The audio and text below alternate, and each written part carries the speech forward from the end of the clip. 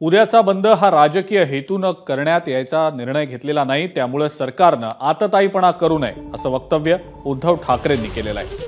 उद्या लोकल सेवा आणि बस सेवा बंद ठेवण्याचं आवाहन देखील उद्धव ठाकरेंनी केलेलं आहे। लोकल आणि बस सेवा सुद्धा बंद ठेवली जाणार आहे का? हो, बंद ठेवायला पाहिजेत, कारण उद्याचा बंद हा कोणत्याही राजकीय हेतूने प्रेरित नाही।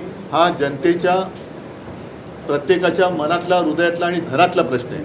म्हणून लोकल आणि बस मी सरकारला सुद्धा विनंतीच करतोय, जरी मी संताप मनात असला तरी सरकार आणि सरकारी पक्षाला विनंती करतोय की आपल्याला सुद्धा मुलीबाळी आहेत, कुटुंब आहेत, त्यांच्या रक्षणासाठी तुम्ही अकार्यक्षम असलात तरी जनता सक्षम आहे। म्हणून उद्याच्या बंदच्या आड पोलिसांची दादागिरी होऊ देऊ नका, कुठेही आतताईपणाने सरकारने वागू नये आणि मुद्दामून हट्टाने बंदचा फज्जा उडवण्याचा प्रयत्न करू नका। कारण उद्याचा प्रयत्न तुम्ही जर का केलात तर 2-3 महिन्यानंतर जनता तुमचा फज्जा उडवल्याशिवाय राहणार नाही। एबीपी माझा, उघडा डोळे बघा नीट।